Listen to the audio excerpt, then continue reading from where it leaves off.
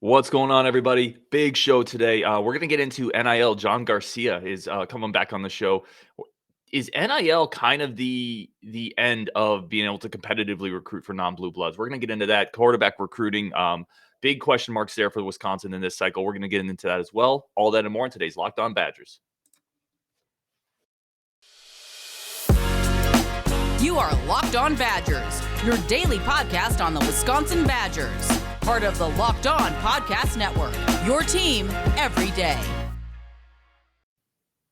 Hey guys, welcome to Locked On Badgers. Thanks again for making Locked On Badgers your first listen every day. So happy and humbled to have all you guys here on the podcast, on YouTube, giving us a lot of love. Really appreciate it. As promised, guys, we are bringing John Garcia, the always insightful John Garcia, back on the show, Sports Illustrated recruiting director. We're just going to jump into it, guys. One of the biggest topics, John, listen, I was thinking about the way to word this. Every fan base has insecurities, right? You know, the blue bloods have insecurities, but a lot of insecurities for non-blue blood schools delve around the idea that we, and I say we because Wisconsin is not a blue blood. They're right below them, but they're not a blue blood. Can't compete on the recruiting field. And now NIL's here. From a broad perspective, does NIL help or hurt that divide? I think it helps because how do you define blue blood, Ryan? Let me ask you a question. Yeah. Wow, I love it. Blue blood is going to be the Ohio State, Clemson, Georgia, Alabama. I think there's only about 8 of them. And I think the last couple in that list probably always shift. Like I would put Oklahoma in that list probably. I know some people wouldn't. And that next group of teams is going to be the Wisconsins. It's going to be the Michigan States. Right. So I agree with you. I think it's kind of an evolving, ever-changing list that is mostly current. Because sometimes you say blue bloods and people are like, Nebraska's a blue blood. I'm like, right. So yeah, Tennessee, like no. So yes, I agree with you. Blue bloods, as I define them, is very similar to you. So I think those schools are always going to be able to recruit, right? They're always going to have top of the line resources, able to sell winning talent, NFL, NIL, everything. They'll be able to sell everything always. So we don't need to talk much about it. But for that second group, whatever we call that next tier, which is where Wisconsin lies, and that's where Tennessee and Texas A&M and some of these other schools, Miami, USC, have all been in that group, fluctuating one way or the other. That group, to me, is largely helped by NIL because now it is something that can be stabilized at some of these programs. We've certainly seen it at A&M. We're starting to see it a lot now at Tennessee, Miami, and even football and basketball. There was a $800,000 deal that went public earlier this week. So they're catching up in recruiting because of some of these circumstances. So I think NIL largely helps these second-tier programs to compete, to have the chance to move up. Obviously, every school is different in terms of the resources they can produce, but it's also a good time to remind people that they can't come from the schools themselves. You know, NIL is through the schools, but not from the schools.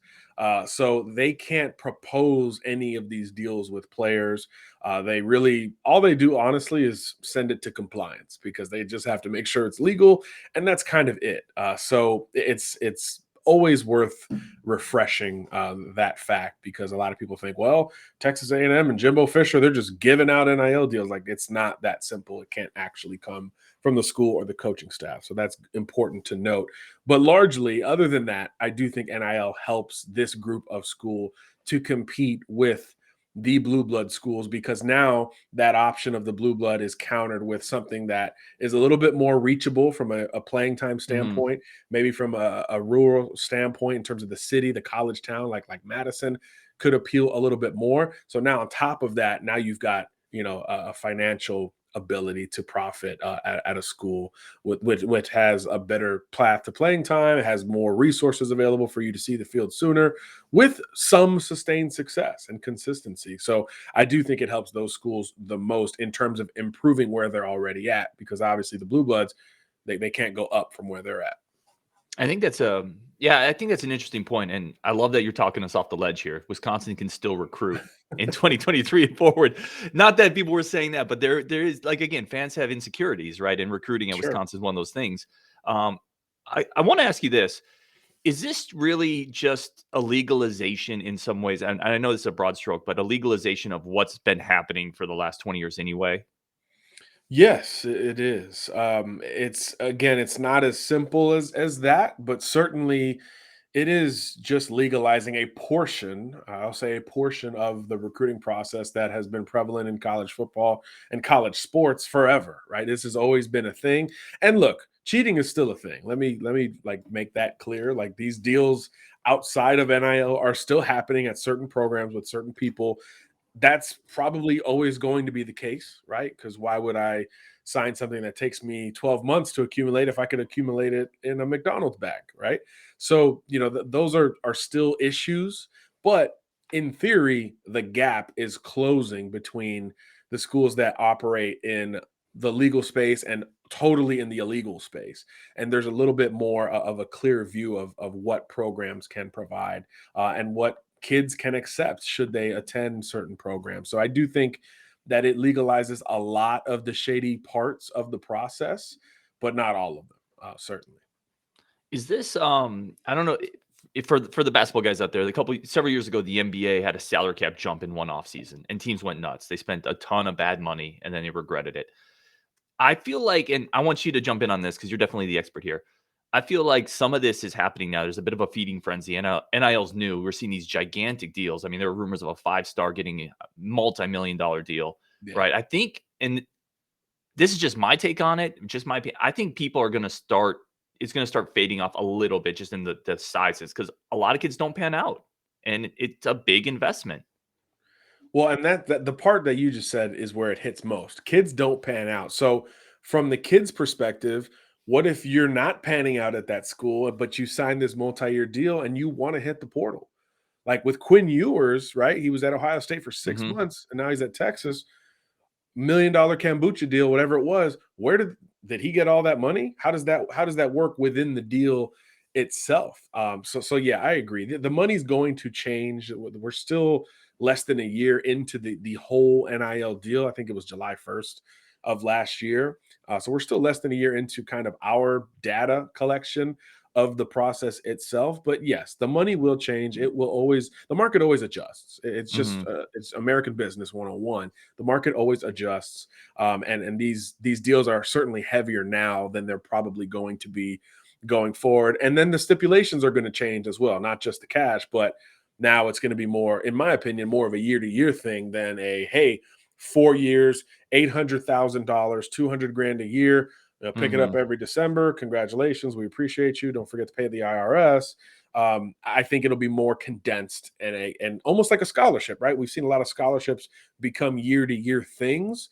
I think the NIL deals will begin to reflect that as time goes on because the circumstances change, the coaching staff changes, injuries change things, and then the player matures and develops and or has his own changes and maybe wants to hit the portal at some point as well. So all of that market correction is going to happen. We just been too excited about the big numbers so far to really jump into that. Hey, do you think, I want to finish up on this. Do you think you're going to see it become even more, like you said, kind of the year to year thing?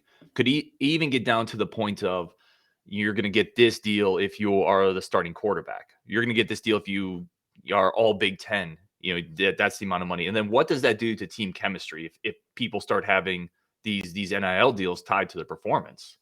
Yeah, I'm not sure if we're near the performance initiative part of it, but that second part about the teammates is already something that we're starting to see become a deal. I was at a high school earlier this week at a spring practice, and that's what came up. There was a college coach there. We were talking NIL, and they said, "Yeah, it's just so crazy. How do you come in with a quarterback who got however many $1 million and you got $0? How do you come in and feel comfortable about the direction of the offense, the program, Hmm. and the playing time? What if you come in as a quarterback the next year without that deal? Is this kid automatically going to have favor with the coaching staff and the depth chart because he signed this huge deal that was very public and became, this kind of fan sensation? What about the kid we're recruiting next year? So there is a concern from all angles of this thing. So it's still, like I said, we're still less than a year in. So we're still in the infancy of trying to figure out just what all of this means and or how it will change. But I think both of those answers will evolve over time. That's great questions, great answers. Guys, we're going to continue on with this. I could honestly, do this entire show on NIL questions I have, but we do want to move on to, we got some really good Badger related stuff coming up. A couple Badger targets, including a big bodied running back that looks like, in my opinion, he's built for the Big Ten. So we're going to get into that next with John. But first, one of the sponsors of today's show is Built Bar. Built Bar has been awesome for me. It's a companion I throw in my backpack. I go to the gym, I work out. Actually, this morning I had the banana cream pie one. Delicious, light, not something that sits in your stomach and makes you feel like you're trying to push a rock up a hill. You know, it's 17 grams of protein, so you know you're feeding your body. You're getting good stuff inside you, but it's not a chore to eat. Listen, we've all ate the other protein bars out there. We're not going to say any names, but a lot of them don't taste like their food, right? Straight up, it tastes like you are trying desperately to find something healthy. Built Bar is a combination of the two. You got taste and you have nutrition. Absolutely hard to beat. They're doing it right. And they built a community, not just at Locked On, but a community in the fitness industry around this idea that you don't have to sacrifice taste to get a healthy protein bar. So Built Bar, again, get the variety pack. That's what I've been doing. You get a bunch of different flavors in one box and you just mow through them. I have the recurring purchase on Amazon coming to my house twice a month. It has been awesome for me. And I highly recommend you guys try it. I don't think you'll regret it. Go to built.com, promo code LOCK15. And you're going to get 15% off your first order. That's promo code LOCK15 for 15% off your first order. Thanks, guys, again, for making Locked On Badgers your first listen every day. NFL Draft is now. You're not going to find better coverage than on the Locked On Network. Our industry-leading lineup of experts and insiders, guys like Matt Williamson, Brian Peacock, guys that do this for a living, know what they're talking about. All coverage, all 3 days, Locked On NFL Draft. You're going to find it here. It's the best coverage you're going to get anywhere. It's that time of the year, guys. I love it. I'm excited to tune in to Locked On to see what they have to say about all the picks. So definitely tune in to see that. And we're going to continue our conversation with John Garcia, Sports Illustrated recruiting director. John, a couple prospects that Wisconsin has really started to target. I want to specifically talk to you about. The first one is outside linebacker Jordan Mayer, 6'4", 230-pound kid out of Pennsylvania. Did you get a chance to look at him? What do you think? Yeah, I actually broke down his tape for Locked On Boston College a few weeks ago. This Bummer is for an them. interesting, yeah, I know, interesting edge commitment for them at the time with a lot of upside and natural ability at the position. I think he's got more work to do from a physical standpoint, filling out just 230 pounds right now. And technically, he'll tighten up as time goes on for sure, but ultra productive coming out of Pennsylvania and was really a staple of the Boston College class until he decommitted on the 22nd. And it was like on Twitter, he decommitted. And then the next post was, I just got this offer from Wisconsin. Mm-hmm. So now the Badgers are in it. He immediately takes the visit up to Madison. And the Badgers look like they're right in the thick of it. For one of the premier edge rushers that is recently back on the market. And I think it'll be interesting. We really see things go two ways with kids who make decommitments and then immediately pick up a quote unquote big offer and take a visit. Either the flip happens quickly where there's a commitment immediately after that point in the days and weeks to follow, or the kid has already made one commitment and he kind of takes a whole step back, like a whole collective step back, and says, okay, let me start from scratch, reset this whole thing, and see who's interested now and or still from before. So I think that's probably just talking to those around the kid, probably more in the direction that he'll go. I think he'll go a little bit slow, see who comes into the fold with scholarship offers, if he can take visits, things like that, and then go from there. But there's no doubt that I think the Wisconsin offer alone played a part into that Boston College decommitment. And that's the position you want to be at. You want to be the new trending school that has his attention to the point where he decided that being committed to another school was incorrect for him and what it projects. So I think the Badgers are obviously not in the driver's seat, but near the driver's seat in this recruitment, basically immediately, which is really hard to do. Let me ask you something. You mentioned something that I found interesting. I just want to pick it out of there. And I don't know if it was purposeful or not. You mentioned the new kind of big offer. Is Wisconsin, among people who cover recruiting, specifically guys like you who do this for a living, is a Wisconsin offer at the point where it's considered a big offer? I mean, I know it's not Alabama, but does that carry more weight than a lot of schools? I think so, especially on defense, right? I mean, I think there's certain positions where it feels big in certain areas, and for some, it's on an entire side of the football. Like if Oklahoma offered you an offense the last decade, you're like, that's a big Mm, offer. Like I feel you can kind of understand that. Wisconsin on defense, I think, has some of those same connotations. And again, it forces action, right? I mean, I think in one case it can force an instant verbal commitment. It can force, hey, I need to take this visit immediately, which is what happened in this case. Um, you can tell when offers are big because plans change right when they come in, and I think this is a great example of that. recruiting cliche time again. I've veered off a tiny bit from our plan, but I'm going to ask you this too because this has been Yeah, a question people who follow recruiting have always asked. Recruiting bumps. Someone's committed to school A, they're a 3-star-ish kid. School B comes in and offers them, and suddenly on some recruiting service they're a 4 or 5-star kid. sure. There's probably middle ground here, like we talked about before. There's data points and everything, right? Recruiting bumps, do they exist? Do you give a recruiting bump at a certain school, or do you just look at the film a little closer if a certain school becomes interested? And that's what it's supposed to be, what you just said. It's supposed to some of those offers are validators, right? If it's Brian Hartline recruiting a wide receiver and you're not Hmm. very high on him and you see that offer come in and you know it's legit, you check your sources, you should, as an evaluator, say, Am I not seeing something? You should at least take another look. Now, what Right. happens after that is kind of on you. But I think we see it a little bit more tangibly with kids who kind of come out of nowhere, right? Where it's like nobody was covering this kid, and then Clemson offers, and all of a sudden he's got 10 more offers, another star, and all of this. A lot of times, that makes more sense because he was a relative unknown before he Right. was at a camp or something like that. But on the flip side, as you mentioned, it's more of a checking your own notes kind of process. At least for me, I can't speak for others, but these bumps do exist, one way or the other. Whether even if it comes off of you taking your own second look, it was still predicated by an offer or a commitment that really has nothing to do with the kid's game. But again, I think that's okay. I think that should be understood by fans. I've told you everything's a data point in the Hmm. evaluation business.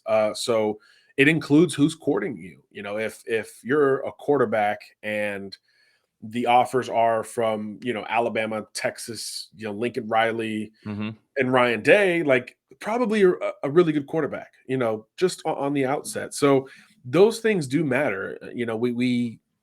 We are often criticized in this industry for reacting and almost being human when all the other parts of the industry are very inhumane. It's very numbers and data driven and statistically driven and height and weight and hand size and speed and agility to where we're almost robotic to those numbers, a slave to the numbers.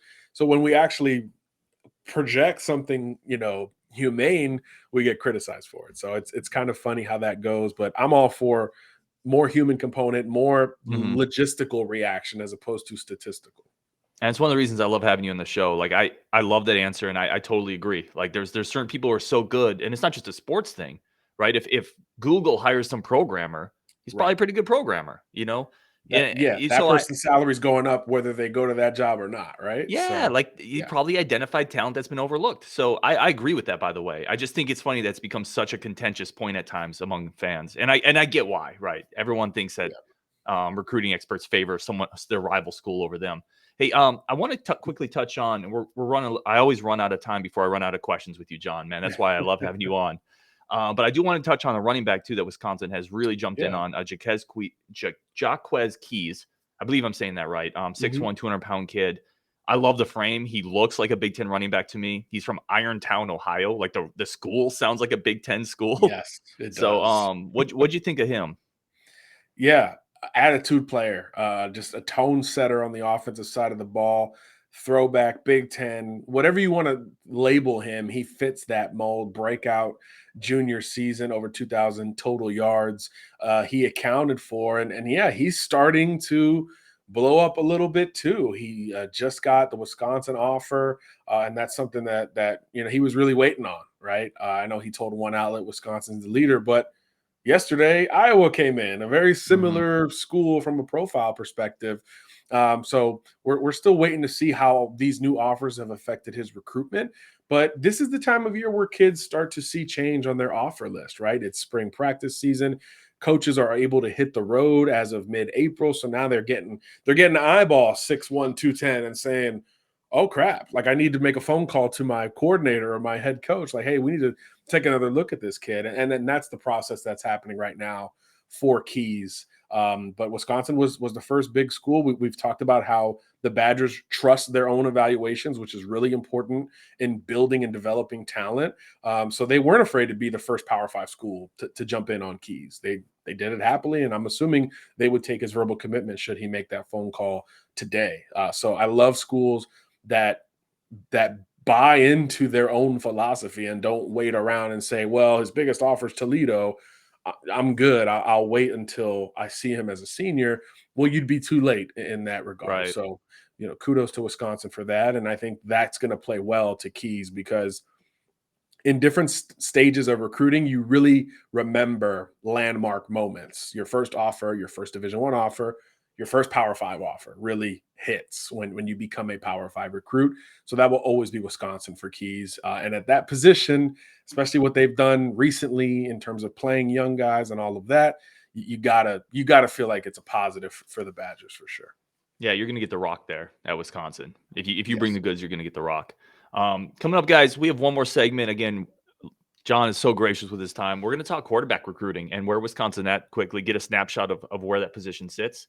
But first, guys, today's show is also brought to you by BetOnline. BetOnline is the number one source for all your sports online betting needs, information, podcasts, newsletters, everything you want to look at from a sports wagering standpoint is at BetOnline. I love this site. It's easy to use. Again, we talk about building communities all the time in relation to this show and our sponsors. They're sponsors for a reason. We believe in what they do. We use what they do. BetOnline has built a community around being at the forefront of sports information, sports wagering, and you can also get your online Vegas games there, roulette, blackjack. Everything you want to do is on one site. The site's easy to use, and it's a great time to get in, guys. NBA playoffs is full kick. Baseball's starting, right? It's a couple weeks into it now, a month into it. You have NFL futures, right? If you have a really good lead on AFC, NFC championship games, I've been telling you, if you believe in Trey Lance is going to be at least the same as Jimmy Garoppolo. The 49ers almost won the NFC last year with Jimmy Garoppolo. You can get the 49ers at great value now if you're a Trey Lance guy. So look into some of those futures. If you have a lead, it's a great time. Just a couple bucks. You can have a lot of fun with it. Go to the website today. Use your mobile device to learn more about the trends and actions. BetOnline, where the game starts. And thank you guys again for making Locked On Badgers your first listen every day. We're going to bring John back in. John, I want to finish up on quarterback recruiting. Wisconsin was in pretty heavy on J.J. Cole. He committed to Iowa State, so they lost out there. What can you tell us about where they're at now? Total reset. We just talked about it with perception, but I think Wisconsin is there in recruiting the quarterback position. And that's what's so tough about recruiting that spot. When you're in on a guy and he makes a choice elsewhere, a lot of times you can almost visibly see kind of the reset going on because there's only a couple quarterbacks out there that are uncommitted and that have offers from Wisconsin, and neither is going to Wisconsin. Sorry, Badgers fans. Dante Moore, Avery Johnson, not going to happen. But JJ was this big athletic quarterback. So you wanted a different element to that at 6'6", 6'7", however tall JJ is. Well, there's a quarterback that they're interested in that's starting to pick up momentum with a similar athletic profile. His name's Brady Dragosh. He's out of Michigan, De La Salle High School. He won a state championship last year. Legitimate dual threat to the point where he actually ran for more yards than his passing total. So not the typical, I guess, perceptional Wisconsin quarterback. So if dual is the goal here, I think Brady could be one to watch. Closer to home, Chase Spellman makes a ton of sense. This kid has been in communication with the coaching staff for quite some time. He told me this morning the communication has picked up in recent weeks. He said he just got Bobby Ingram's number and they're building their own relationship. He's an in-state kid from Kettle Moraine. He just visited this last weekend. So there's certainly some momentum building there. No scholarship offer out to Chase yet, but this is a lifelong Badger fan. So obviously if and when it comes, it's going to be something that plays well into his recruitment. And he's looking to get healthy first, understandably tearing his labrum at the end of the 2021 season. Teams want to see how he throws, how he rebounds from that. So he had the surgery. He's about 5 months, removed from that surgery, and he's going to throw this summer at camps at Wisconsin. He mentioned Georgia, Texas, a couple other schools really want to see him throw as they build out their quarterback board. So this might not be a no-brainer for Wisconsin, in and of itself. He's not all in on just the Badgers. He's going to test that arm out and showcase it for different coaching staff. So I would say Dragosh, Chase Spellman, probably the two quarterbacks to keep an eye on. If you want to cast a wider net, Sam Levitt from Oregon had some initial interest from the Badgers. And then Bennett Judy of South Carolina is one that is similar to Dragosh, where he's picking up momentum as he continues to take visits. So if he gets up to Madison for a camp, that could be one to keep an eye on as well. So it's a deep quarterback year in 2023. It's going to work out for the Badgers, just a matter of who and when. But there are still some options out there, even as Cole moves on. It's interesting with Ingram coming in, having that experience with Lamar Jackson and the Baltimore Ravens. The dual threat might be a direction that he's bringing to the offense, just something to file away kind of in the back of the head.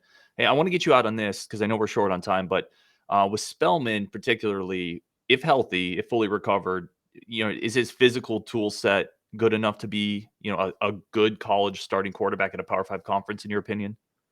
I think it is. He's a big kid, 6'2", 6'3", over 200 pounds, and he's tough. Obviously playing through a torn labrum, that says more than I could ever explain. But even his film, he's willing to stand in there, take some punishment, step into throws when the pass rush is bearing down on him. I like some of those intrinsic qualities he brings. He's a winner, deep playoff run last year, 30 touchdowns that he accounted for as well. The arm is good. It's not out otherworldly, but it's good enough to push to the third level. And he's got great anticipation and timing. So the instincts, the in between the ears appear to be there with Spellman. So I'm becoming more of a fan as I look into him a little bit more. Great insight as always, man. That's why we love having you on the show. We got a bunch of good feedback. Where can people find you, John? Yeah, si.com/college, or on social media, just search my name, John Garcia _JR. All right, guys, that is our show today. Thank you again as always. Big thanks out to John. We try to keep him coming on as much as he can stand us, so hopefully we keep doing that. Thanks to everyone for making Locked On Badgers your first listen every day. Remember, NFL Draft is coming up, Locked On NFL Draft. Tune into that for all the coverage there. Thank you guys so much, and we'll talk to you next week.